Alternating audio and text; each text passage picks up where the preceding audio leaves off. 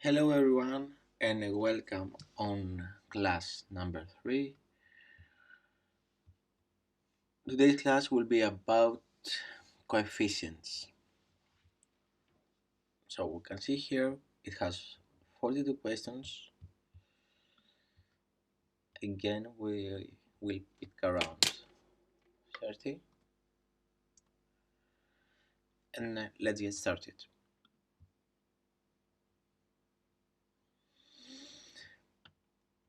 The lift coefficient CL versus angle of attack curve of a positive camber airfoil section intersects the vertical axis of the graph. Hmm.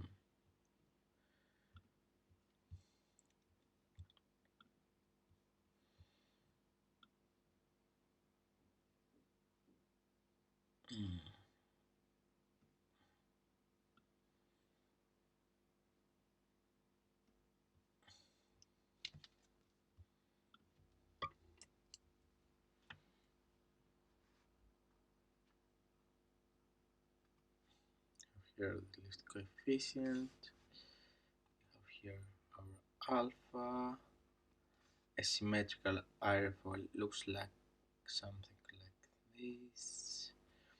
When we have a positive cambered airfoil, coefficient of lift shoots up somewhere like here. So we have lift even with zero angle of attack. And when having a negative cambered airfoil, we have zero lift, zero coefficient of lift even at a positive angle of attack. So positive cambered,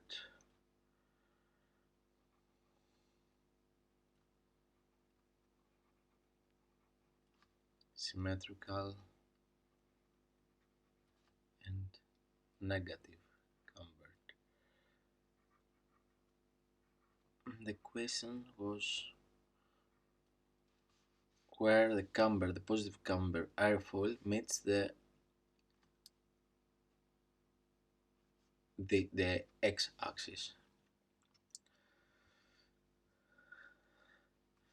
It meets the x-axis around here at the negative angle of attack.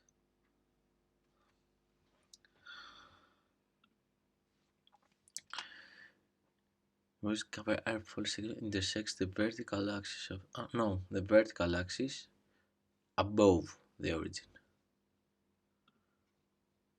This is the origin. It meets the vertical axis above the origin.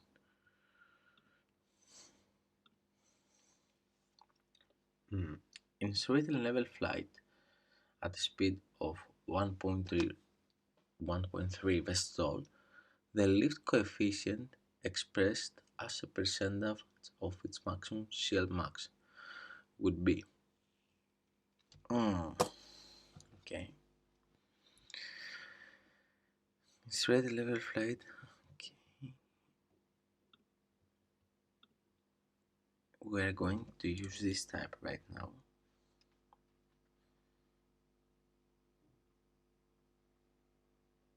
C coefficient of lift 1.3 vstall squared equals with CL max, and when we have CL max, let's say here,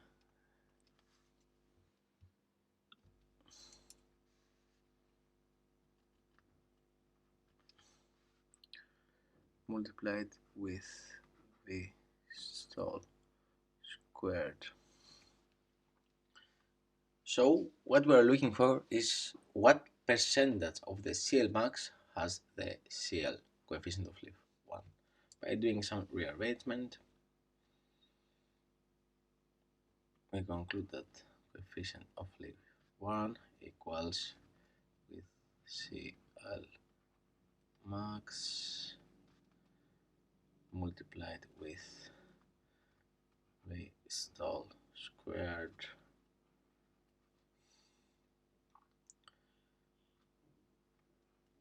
1.3 v stall squared, which equals with CL max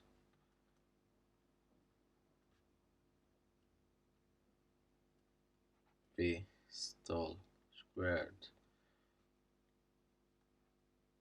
1.3 squared v stall squared. You can eliminate these two.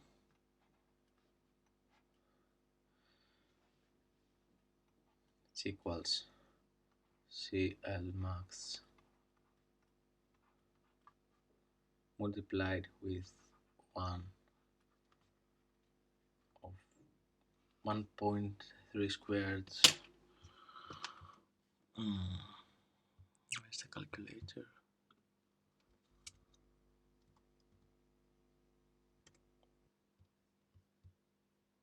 1.3 multiplied with 1.3 equals 1.69.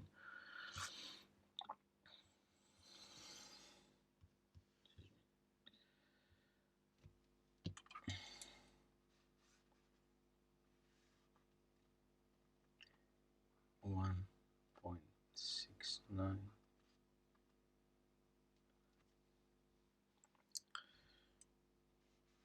So CL1 equals CL max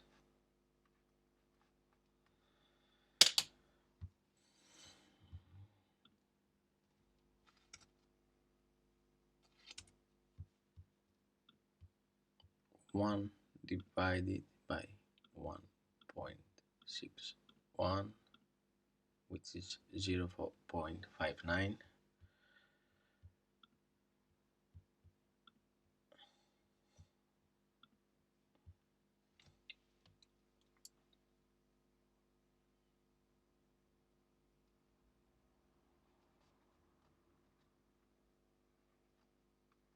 Point 59, and because we want to find a percentage of CL max, we conclude that if we multiply this with 100, we can conclude that CL1 equals with 59% of CL max.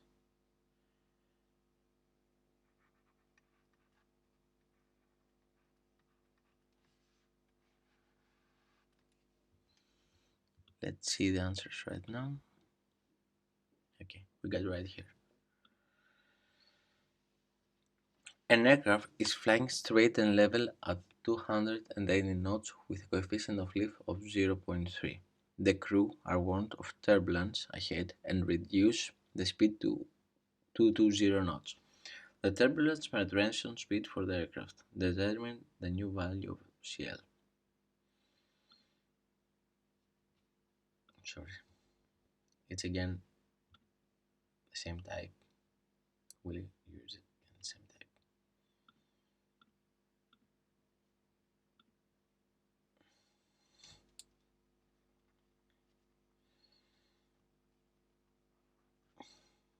Coefficient of lift 1 multiplied with V1 squared equals with coefficient of lift 2 multiplied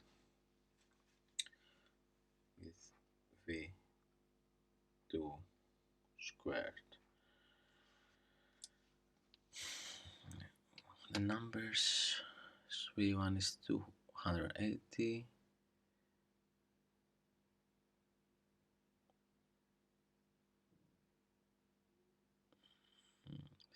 and coefficient of lift 0.3, 280, 220, 0.3,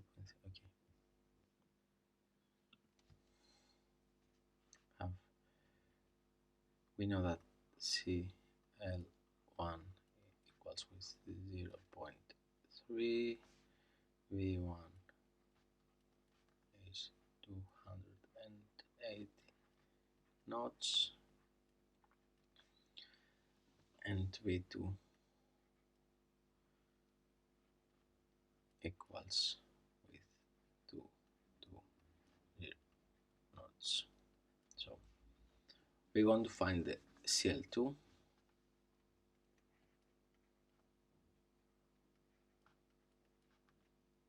This is pretty straightforward.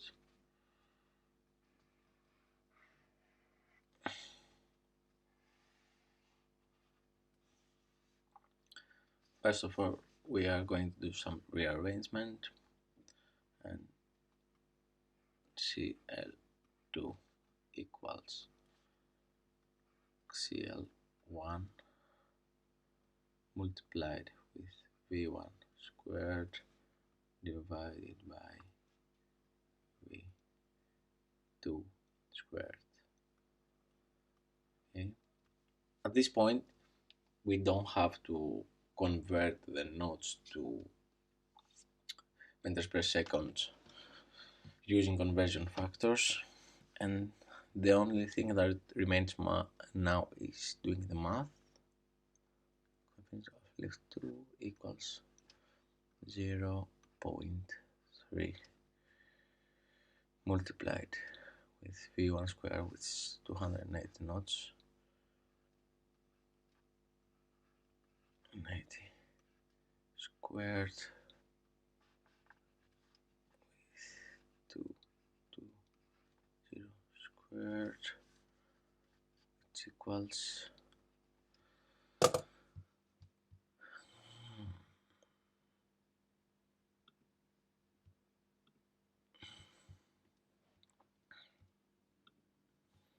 280 multiplied 280 equals 78,400 multiplied 0.3, it's 23,520.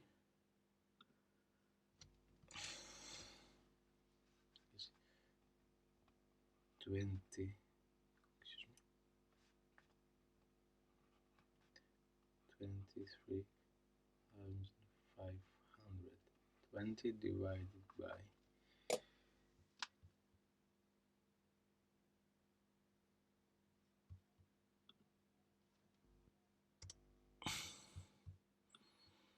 220 multiplied with 220 is 48,400.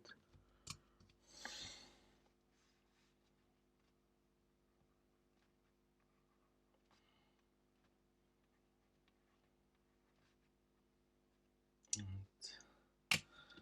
this makes us 23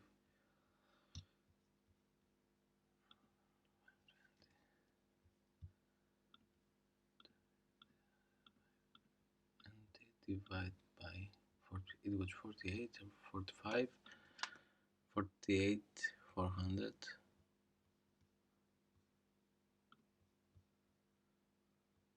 48 400, it makes us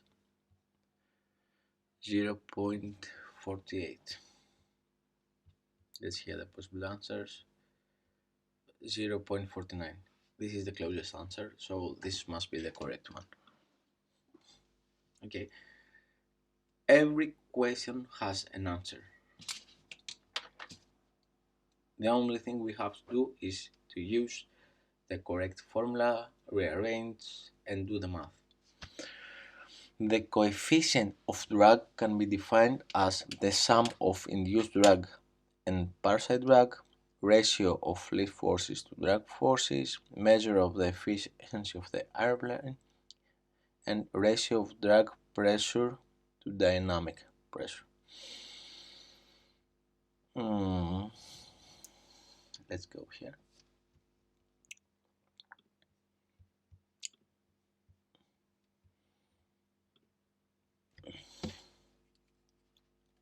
Drag equals 1 half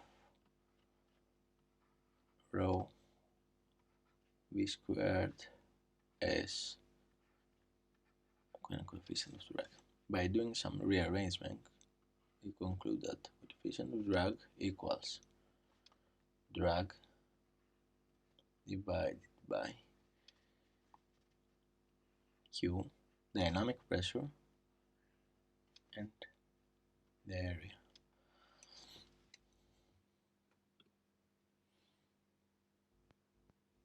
So it's the ratio of drag pressure to dynamic pressure. An airplane has a coefficient of lift of 0.6 and CDI, coefficient of drag induced, value of 0.1 in level flight. The airplane slows down while maintaining level flight. The lift coefficient increased by a factor of 1.5 to maintain lift at the lower speed. If there is no change in configuration, what is the CDI?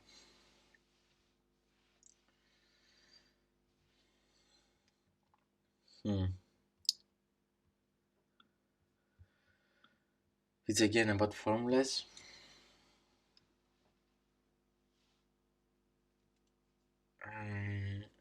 What formula is this? This is, we know that the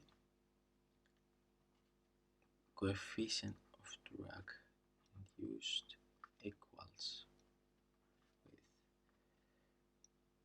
coefficient of lift squared divided by the number p, which is a constant, multiplied with the aspect ratio. From here we can conclude that coefficient of drag induced is proportional with coefficient of lift squared. So if coefficient of lift has changed by a factor of 1.5,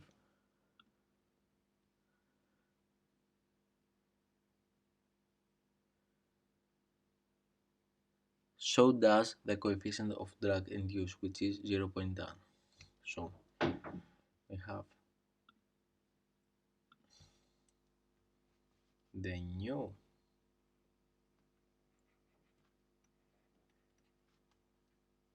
CDI equals with the old CDI plus 1.5 squared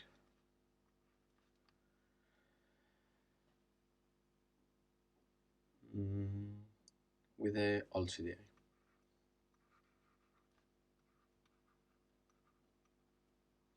which equals 0.1 plus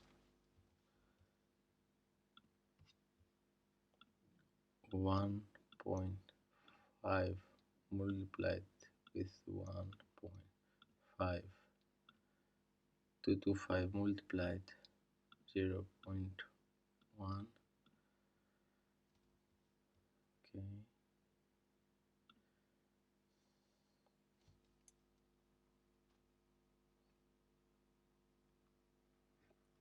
225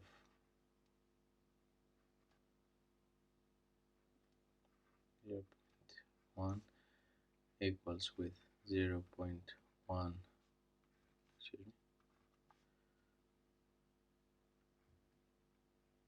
plus 0.225 equals 0.325. Let's see the possible answers.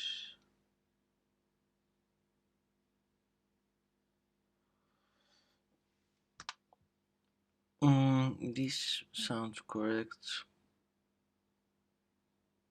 Oh, I think I shouldn't have. Okay, this is why we have to draw the picture. We shouldn't have sum up this. That was wrong. So it's a correct answer. It's over here. This is why we have to draw the picture, because it's very easy when we have to deal with so many formulas to do mistakes. And drawing the picture makes us keep track of our calculations and spot any errors. So the right answer, I suppose, is C. An aeroplane flying with an airspeed of 250 knots and the coefficient of lift is equal to 0.3. The pilot is requested to reduce speed to 200 knots by the air traffic controller. The new C coefficient of lift is, this is pretty straightforward. We have already solved questions like this.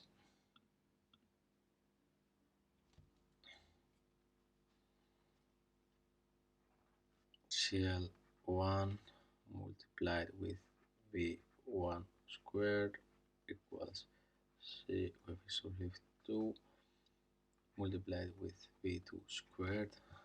Let me see again the speeds. 250 to 200, 0.3.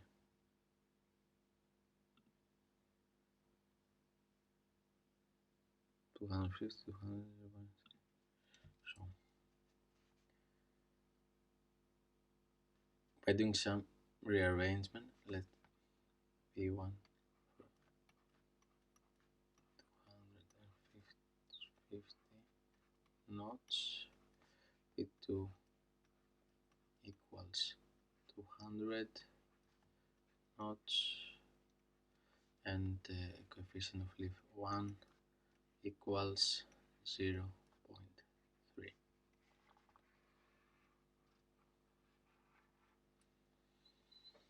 By doing some rearrangements, we conclude that coefficient of lift 2 equals coefficient of lift 1 multiplied with V1 squared divided by V2 squared, which makes us 0.3 multiplied with 250 squared by 200 squared. Let's do the math. 250 multiplied with 250 multiplied with 0.3 makes us 18,750.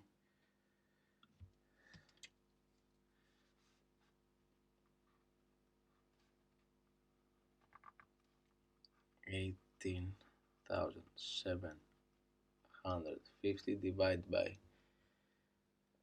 200 squared, which is 400,000, 40,000, excuse me. Let me check this, but it is obviously 40,000.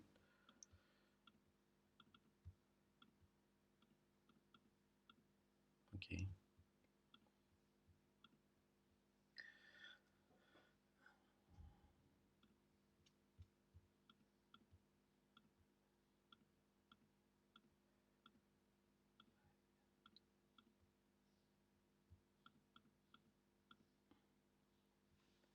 So our new CL coefficient of lift is 0.46.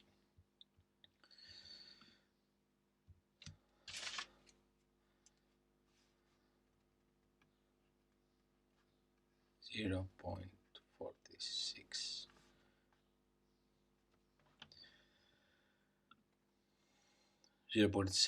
This might be 0.40, 0.38, 0.24. the closest answer is this.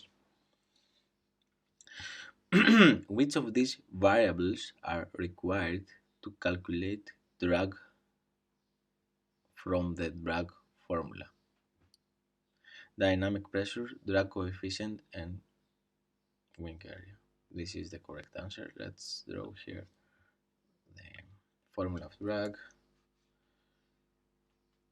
Drag equals 1/2 rho v squared s coefficient of drag, which this makes us q area and coefficient of drag. So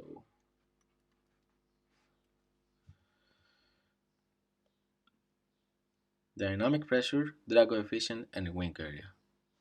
Obviously this one is the correct answer. A negatively cambered aerofoil will generate zero lift at zero angle of attack. This is the symmetrical. Okay, zero lift at a positive angle of attack. This is it. But okay, let's see the rest of them. Lift at all angles of attack, not at all, and zero lift at a negative angle of attack. This is a positive. So the correct answer is B. Let's see why.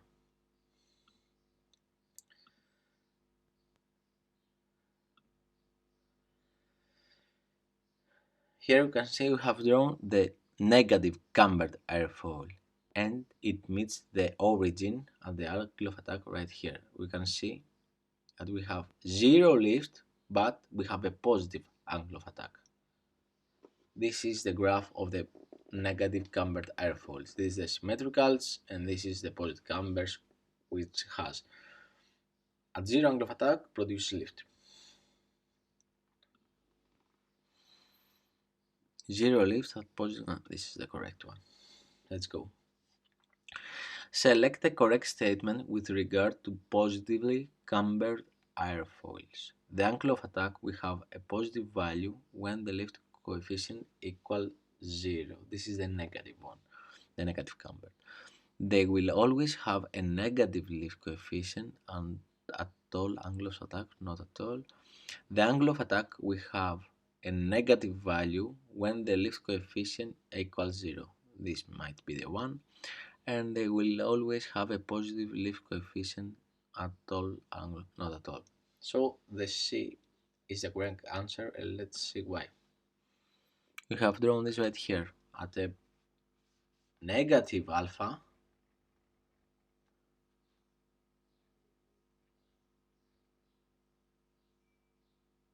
We have zero lift. At zero alpha, we still produce lift with cambered airfoils. So the angle of attack will have a negative value when the lift coefficient equals 0. Select the correct statement in regard to a symmetrical airfoil section. A nose-up pitching moment exists when the lift coefficient equals 0. No. A nose-down pitching moment exists when the lift coefficient equals 0. No. The angle of attack has a positive value. Not at all. The angle of attack is 0 when the lift coefficient is 0. Let's see the graph of the coefficient of the symmetrical. This is the symmetrical. 0 angle of attack, 0 lift. Okay. All the other questions are obviously wrong, so the correct answer is D. From a polar curve of the entire airplane, one can read the minimum drag coefficient and the maximum lift, the minimum drag and the maximum lift, the maximum coefficient of lift to coefficient of drag ratio and maximum lift coefficient. We can see the maximum coefficient of lift to coefficient of drag ratio and maximum lift coefficient. We also can see a lot of things. I hope, yeah, there's something in the explanation. We can see a lot of things at the polar curve.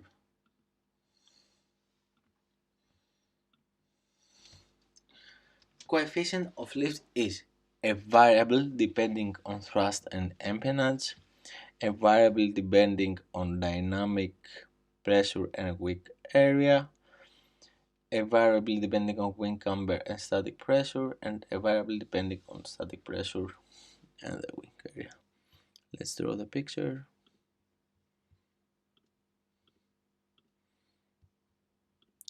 I think we did exactly the same with the coefficient of drag. Lift equals 1 half rho v squared s coefficient of lift. This one is q, so coefficient of lift by doing some rearrangement equals lift divided by q, dynamic pressure, and the area. So the correct answer over here is this one. In straight and level flight, which sentence is correct regarding the coefficient of lift to coefficient of drag ratio? It depends on the angle of attack. The coefficient of lift is higher than coefficient of drag. The coefficient of drag is higher than coefficient of lift, and coefficient of lift equals to coefficient of drag. Ooh, this is a pretty tricky one. Come on. Of course, it depends on angle of attack, but straight level you can fly straight level with 500 knots, and you can also fly straight level with 100 knots. And this ratio changes. But in general, it depends on the angle of attack. It's one of these two. So I think it's this. I'm pretty sure because it depends on the angle of attack. Yeah, that was it.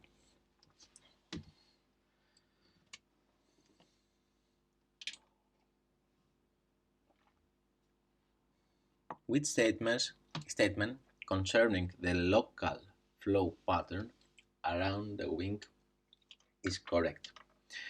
By fitting winglets to the wingtip, the strength of the wingtip vortices is reduced, which in return reduces induced drag.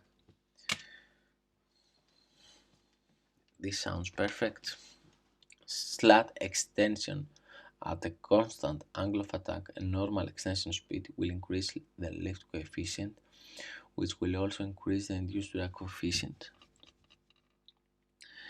Sweep back reduces drag since compared with a straight wing of equal area, the span increases, and the vortex generator on the wing partially block the span-wise flow, and the wing leading to a reduction in induced drag.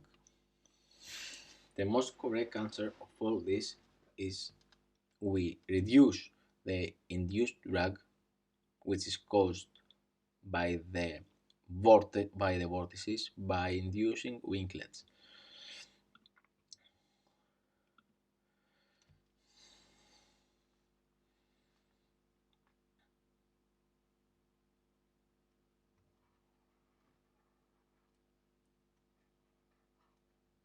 Here is the airplane, here is the wing.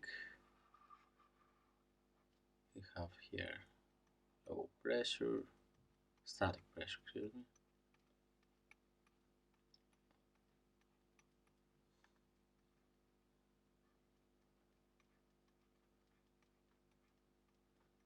And always the air wants to go from high to low pressure, doing something like this. And if we see the wing from upside down,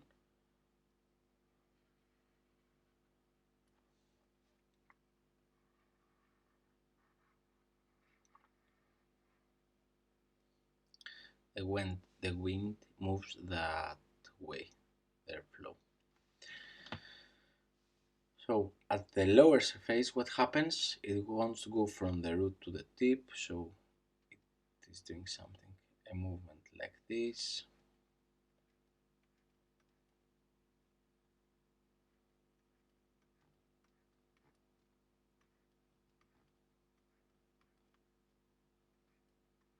And in the upper surface, let's make these dotted lines represent the lower surface,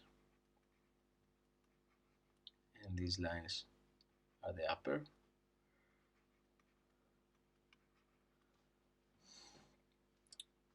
Air moves from the tip to the lowest pressure, which is at the root, so moves like this.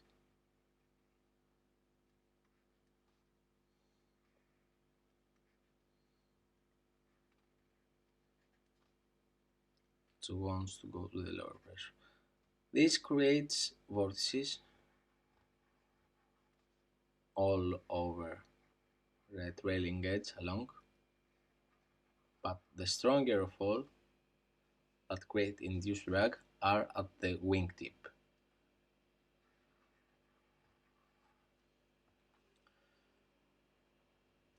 So in order to reduce the wingtip vortices,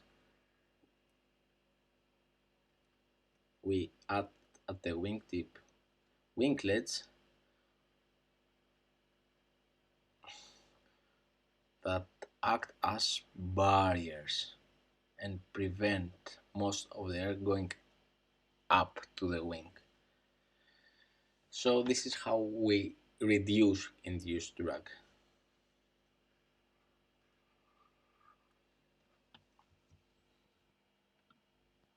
So the correct answer, by fitting winglets to the wingtip, the strength of the wingtip vortices is reduced, which in return reduces the induced drag. Choose the correct statement. Oh,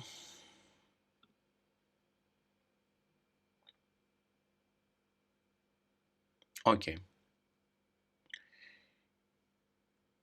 What is you want me to do? It's to connect the aerofoils. Okay. Okay. We have only one negative cambered airfoil, and it's two must correspond with D. Thus we have this over here. 2 corresponds to C. No. Eliminate that. So we have only one positively cambered iron foil,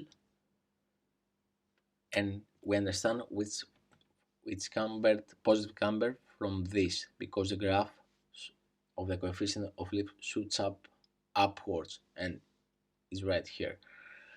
So 1 corresponds to the positively cambered iron foil, which is C. 1 C. 1 to D. This is wrong. So one of the correct answer has to do with the symmetrical airfoils. Sorry, excuse me. So thickness has very important role in increasing coefficient of lift. The higher the thickness, the higher the coefficient of lift we can achieve. So symmetrical stuff from here. This is the thick one, which is B. So 4 is B. Let's see the question. 4 is A.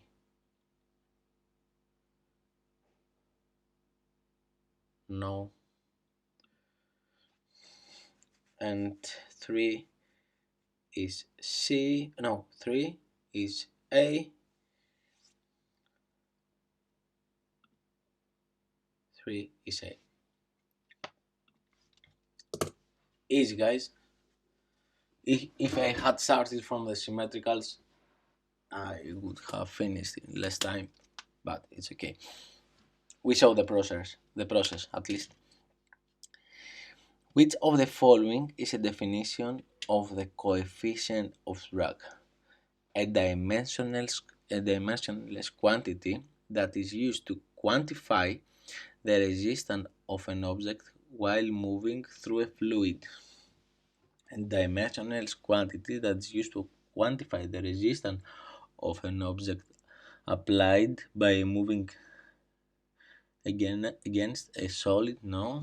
A quantity measured in newtons is a dimensionals, so no. A dimensional quantity that is used to quantify the forward propulsion of an object moving through a fluid. No. No, solid, this one is the perfect answer. A dimensional quantity that is used to quantify the resistance of an object while moving through a fluid. Air is a fluid. The correct answer is A. The lift coefficient versus angle of attack curve of a symmetrical airfoil section intersects the vertical axis of the graph at the origin. At the origin. This is one. Oh, I think I have deleted them. Okay. Not big deal.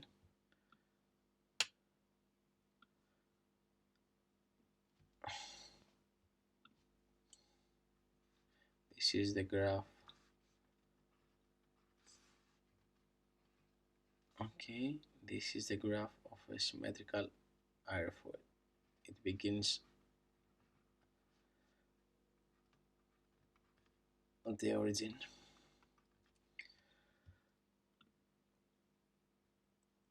In the lift coefficient angle of attack of a symmetrical airfoil section intersects the vertical axis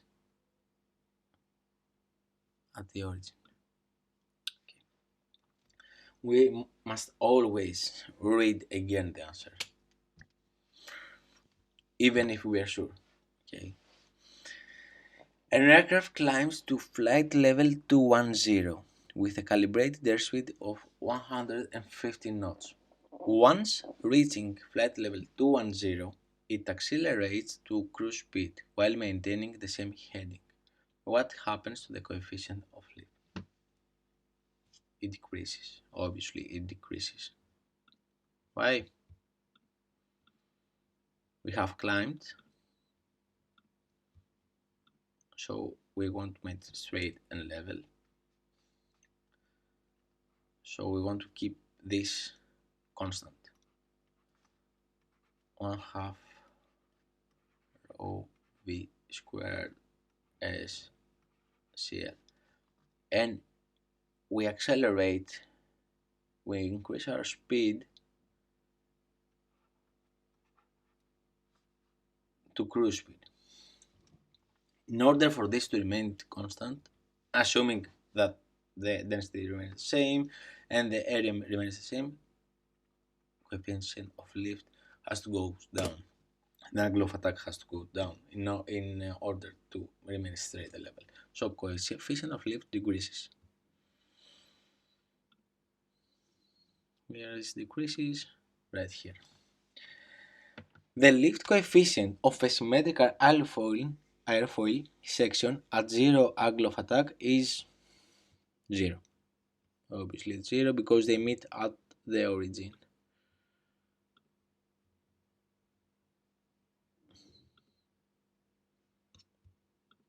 I have to keep this somewhere. I cannot keep deleting this.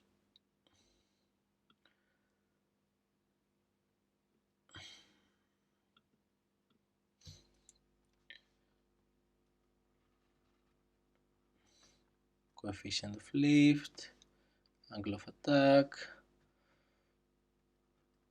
If we increase just a little bit more the angle of attack, the wing will stall. This is for the symmetrical. They meet at the origin. Coefficient of lift at this point is 0, so 0. If the lift generated by a given wing is 1000 kilonewtons, what will be the lift if the wing area is double? Pretty straightforward.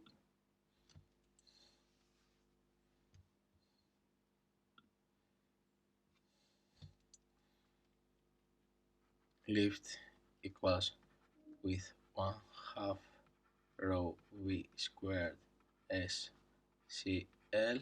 If we double this, make this 2 times, we are going also to double this. So it will be 2000 kilonewton. Pretty straightforward. Oh, again, this is confusing. But it is an easy one, so be glad if you see a question like this.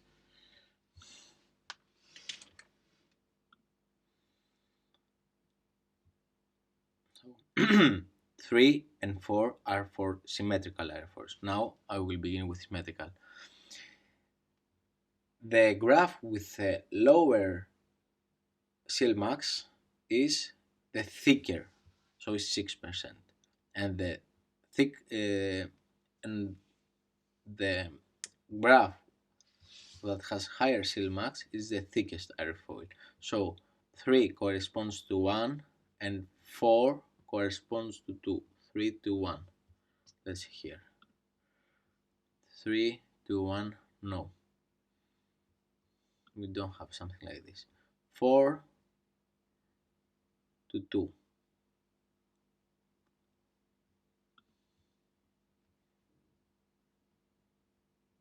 Airfoil 4 to 2. Yes.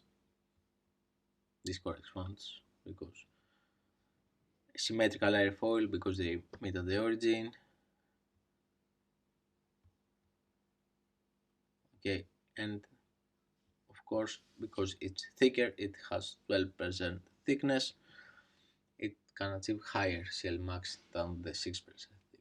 So the correct answer here is obviously D.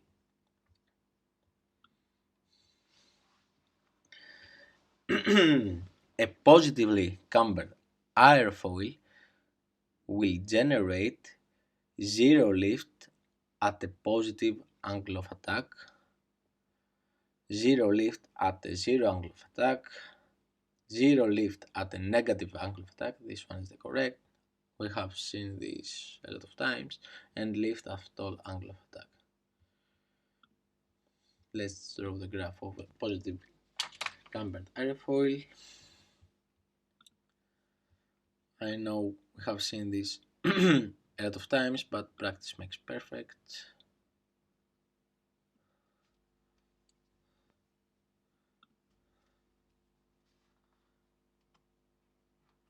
Coefficient of lift, alpha. This is a graph of a positive camber airfoil, and it produces zero lift at negative angle of attack at this point right here. So let's see. Ooh, the question again. No.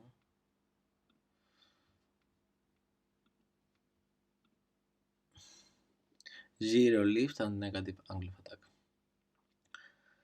attack. Considering the polar curve of a subsonic airfoil, the maximum lift to drag ratio is determined drawing a tangent to the curve from the origin. This is the correct one according to our theory. And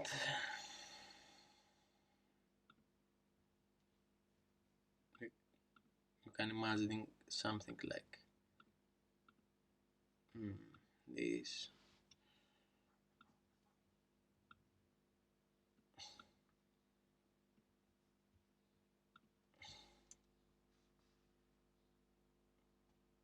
The polar curve, and the tangent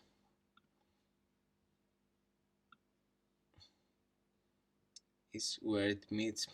It's pretty bad.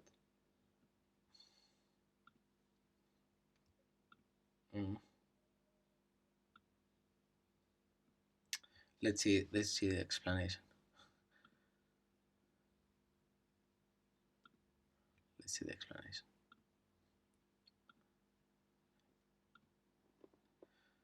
Is the point right here that meet each other? You have here the best minimum drag, the best glide range speed, the best lift to drag ratio. We have a lot of advantages at this point.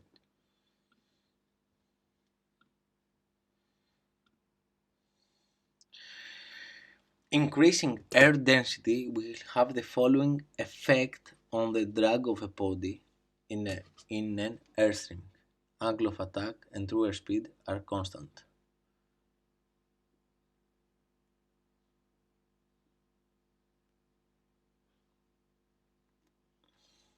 The drag increases. Of course, the drag increases because okay, it confused me because I thought it was something tricky, but not. It was pretty straightforward. Drag equals 1/2 rho b squared s and coefficient of drag. If this goes up, drag goes up.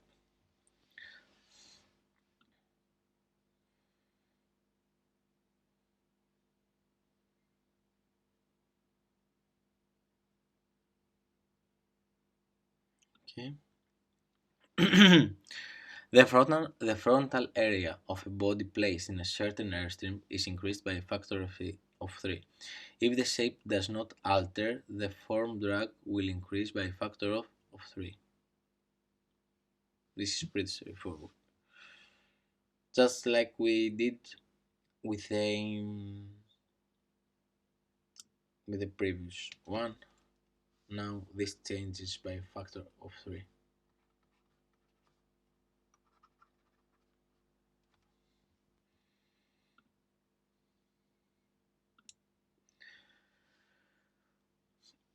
What are the forces acting on a symmetrical airfoil element when the upstream airflow is parallel to the chord line? Weight and drag.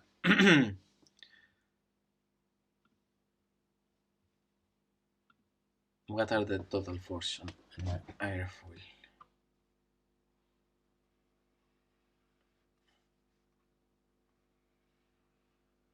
On a symmetrical at zero angle of attack, as we have seen, we have no lift. So the only forces acting right now are the weight and the drag. Of course, we have reaction forces right here, but they cancel each other out. We have no pressure differential. Weight and drag, pretty straightforward, very easy. The highest value of coefficient of lift to coefficient of drag ratio of an airfoil is obtained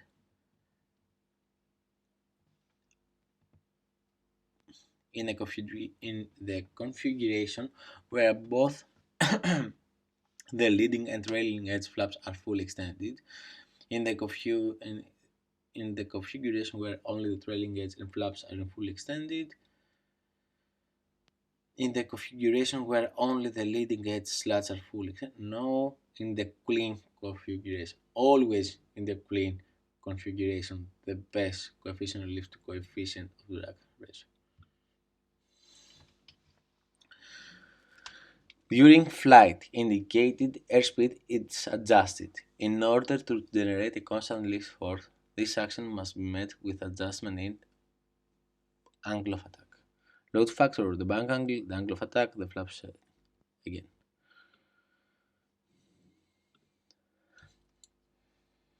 The lift formula is 1/2 rho v squared s CL. If speed is increased, in order for lift to remain constant, this must go down. And inversely. So, coefficient of lift is affected by angle of attack. So, if we increase angle of attack, coefficient of lift increases. If we decrease angle of attack, coefficient of lift decreases. So, angle of attack is the correct answer.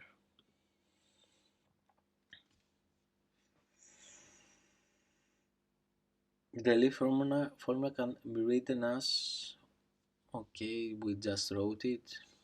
1/2 rho v squared s CL. Just wrote it. So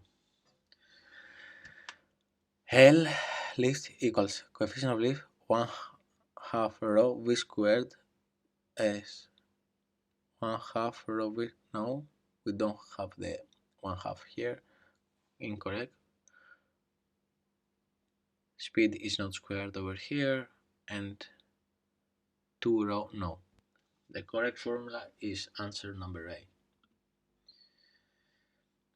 Lift is generated when a certain mass of air is accelerated in its flow direction, a symmetrical airfoil is placed in a high velocity airstream at zero angle of attack, the flow direction of a certain air mass is changed, and a certain mass of air is retarded. I think we have to eliminate some answers here. A certain mass of air is accelerated in its flow direction. A symmetrical airfoil is placed in a high velocity airstream. No, of course at B we don't have angle of attack. We don't have lift because the angle of attack is 0 for a symmetrical airfoil. A certain mass of air is retarded. No. Let's see A and C. The flow direction of a certain mass of air is changed. Yeah, because when this one is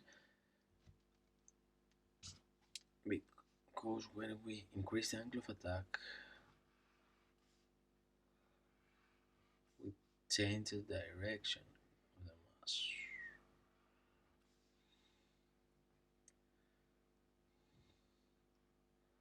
And from this by creating pressure differentials and the rest.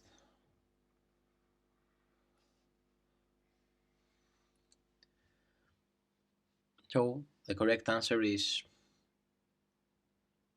C, I suppose. Yes. So I hope you found this helpful,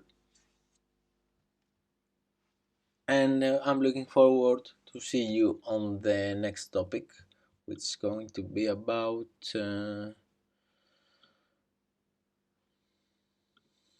let's see,